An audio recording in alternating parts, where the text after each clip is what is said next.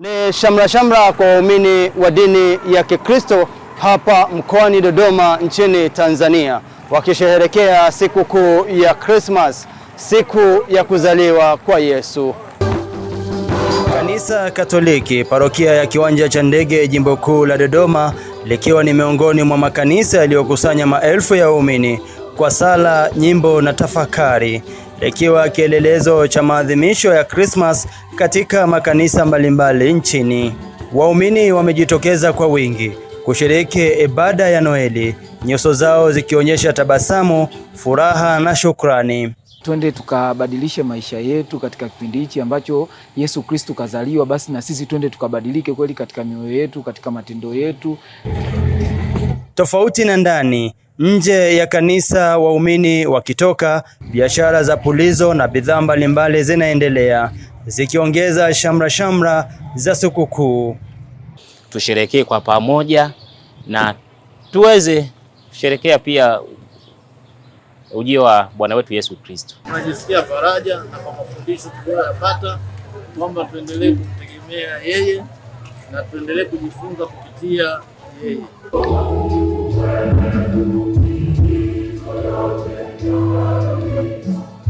Sherehe hizi zinafanyika wakati mataifa mbalimbali hasa ya Afrika yakikabiliana na bala njaa na vita. Miongoni mwao ni Sudani ya Kusini. Padri ametumia ujumbe wa Christmas kuhimiza mshikamano, upendo na kuwakumbusha waumini hali ngumu inayowakabili wananchi wa Sudani Kusini. Sisi wanafunzi wetu hawawezi kula chakula cha mchana, wanakunywa uji. Kwa hiyo akikwambia anaenda lunch, anaenda kunywa uji, na huo uji anakwambia father, huu uji na kunywa, chakula kitakachofuata ni kesho tena uji mwingine. Nyumbani hakuna chakula.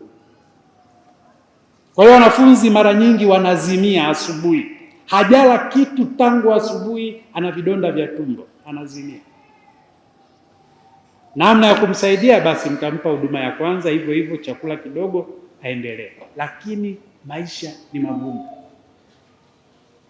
maisha ni magumu. Jijini Dodoma, wananchi wamejitokeza katika manunuzi ya bidhaa mbalimbali, hali iliyowafanya wafanya biashara kufurahia ongezeko la wateja. Hata hivyo, wachumi wanatoa tahadhari.